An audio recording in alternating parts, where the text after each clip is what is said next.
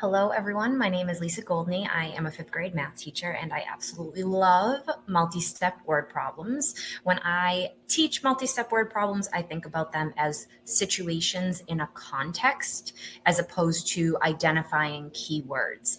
Keywords can be helpful. However, when you are solving a problem that has multi-steps, if you rely solely on keywords, I find we have the hardest time identifying the multi-steps in a problem.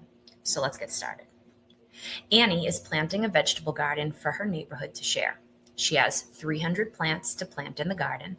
She has already created 60 rows of 4 plants. How many more plants will she need to plant in the ground? So the question is asking us, how many more plants will she need to plant in the ground? Before we can find how many more plants she needs to plant, what information do we need to find? Yes, before we can find out how many more plants she needs to plant, we need to know how many she has already planted. See, thinking about that gave us our first step. The first piece of information that I am going to find is the amount of plants already in the ground. If you notice here, I had set up a T-chart. I always start multi-step problems with at least 2 columns to help me organize my work. I add more columns as I need them for more steps.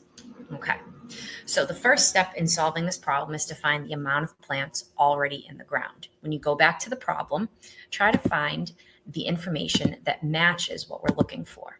It says here, she has already created 60 rows of 4 plants. We can assume that means those plants are already in the ground, though it doesn't explicitly say it. So here we know that she has created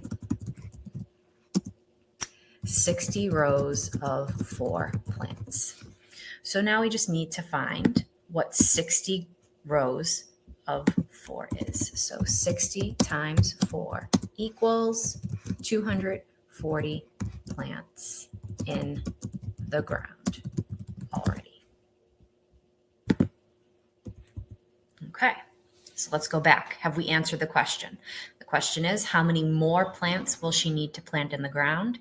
So far, we know that 240 plants are already in the ground. So we're ready for our next step. The next question that or the next step that we're going to identify is how many more plants she needs.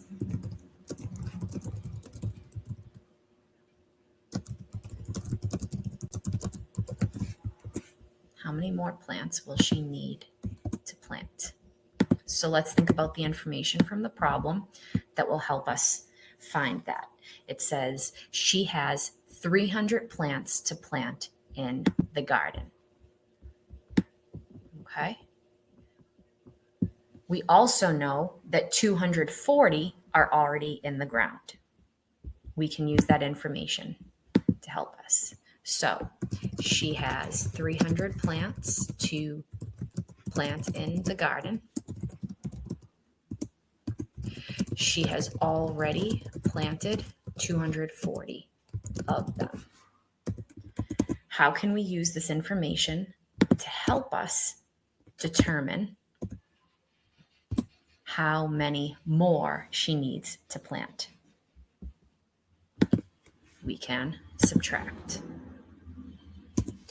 300 plants minus 240 already planted gives us 60 more plants need to be planted in the ground.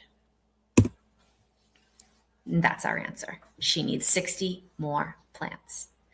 Now, there are multiple ways that we can solve this problem. When we did 60 times 4 in our first step here, we could have repeatedly added 60 plus 60 plus 60 plus 60. However, we want to know that when we have an equal number of groups multiple times, that you want to use multiplication. You might have also been able to solve this differently, which is great about using a T-chart to organize our multi-steps. We can go back and we can talk about the different ways and perspectives that we have as we are solving problems. So I hope that you got the same answer as me, and I hope to be able to work with you soon.